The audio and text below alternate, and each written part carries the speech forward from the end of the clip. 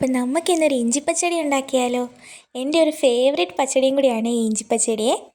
അപ്പം പച്ചടി ഉണ്ടാക്കാനായിട്ട് നമ്മളിവിടെ ഇത്രയും സാധനങ്ങളാണ് എടുത്തേക്കുന്നത്. കുറച്ച് ചുമന്നുള്ളി എടുത്തിട്ടുണ്ട്, പിന്നെ എരിവിനാവശ്യമായ പച്ചമുളക് എടുത്തിട്ടുണ്ട്, ഇഞ്ചി എടുത്തിട്ടുണ്ട്, കറിവേപ്പില എടുത്തിട്ടുണ്ട്, പിന്നെ ചെറിയൊരു കഷ്ണം നമ്മൾ വെളുത്തുള്ളിയും കൂടി എടുക്കുന്നുണ്ട്. വെളുത്തുള്ളി നമ്മൾ ഈ പച്ചടിക്ക് അധികം ചേർക്കത്തില്ല, അതുകൊണ്ട് ചെറിയൊരു പോർഷനെ എടുത്തിട്ടുള്ളേ.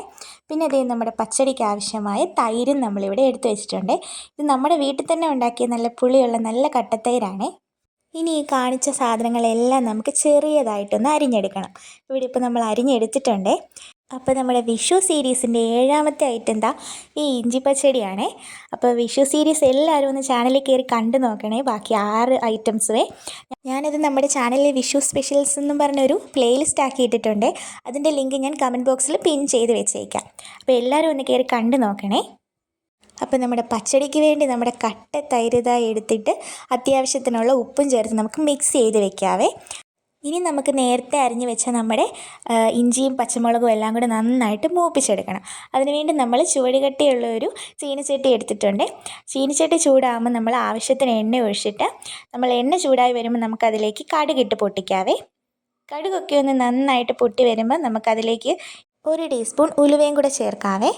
ഉലുവയും കടുകൊക്കെ നന്നായിട്ട് പൊട്ടി വന്നിട്ട് വേണം നമ്മൾ അരിഞ്ഞ് വെച്ചേക്കുന്ന സാധനങ്ങൾ ഓരോന്നും ഇട്ട് വേണം കേട്ടോ മൂപ്പിച്ചെടുക്കാൻ. പലതിനും പല വേവായതുകൊണ്ട് ഒന്നിച്ചിട്ട് നമുക്ക് മൂപ്പിച്ചെടുക്കാൻ പറ്റത്തില്ല കേട്ടോ.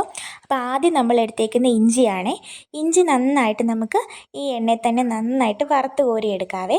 ഇപ്പോൾ നമ്മുടെ ഇഞ്ചിയൊക്കെ നമ്മൾ ഇളക്കി കൊടുത്ത് നന്നായിട്ട് മൂത്ത് വന്നിട്ടുണ്ട് കണ്ടോ. നല്ല ബ്രൗൺ കളർ, നല്ല ഗോൾഡൻ ബ്രൗൺ കളർ ആയിട്ടുണ്ട്.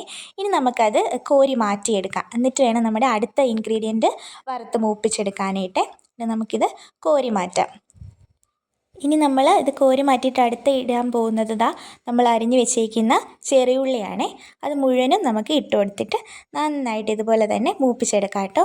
ഇഞ്ചി പോലെ തന്നെ നന്നായിട്ട് നല്ല ക്രിസ്പി ആയിട്ട് മൂപ്പിച്ചെടുക്കണേ.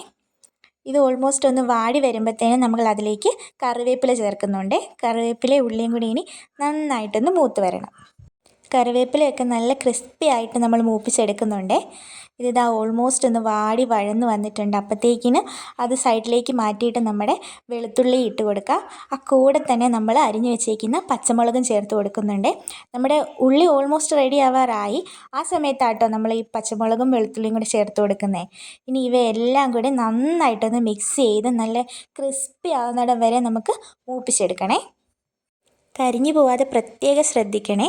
നന്നായിട്ട് ഇളക്കി കൊടുത്ത് നമുക്ക് കരിഞ്ഞു പോവാതെ മൂപ്പിച്ചിവിടെ കിട്ടിയിട്ടുണ്ട്.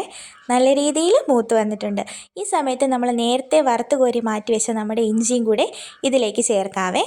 ഇഞ്ചിയും കൂടി ഇട്ട് നല്ല രീതിയിൽ ഒന്നുകൂടെ ഒന്ന് ചൂടാക്കി ഡ്രൈ റോസ്റ്റ് ആക്കി എടുത്ത് കഴിയുമ്പോഴത്തേനും നമ്മുടെ പച്ചടിക്കുള്ള ഹാഫ് പോർഷൻസ് നമ്മളിവിടെ, ഹാഫ് എന്നല്ല മുക്കാലും നമ്മളിവിടെ പ്രിപ്പയർ ആയി കഴിഞ്ഞിട്ടുണ്ട്. ഇനി നമ്മൾ നേരത്തെ ഉപ്പിട്ട് മാറ്റി വെച്ച നമ്മുടെ തൈരിലേക്ക് നമ്മൾ വറുത്ത് കോരി വെച്ച ഈ കൂട്ടെല്ലാം കൂടി നമുക്ക് ആഡ് ചെയ്ത് കൊടുക്കാവേ. അങ്ങനെ നമ്മൾ വറുത്ത് വെച്ച ഫുള്ളും ഇട്ട് കഴിയുമ്പോഴത്തേനും നമ്മുടെ പച്ചടി ഇവിടെ റെഡി ആകുവേ.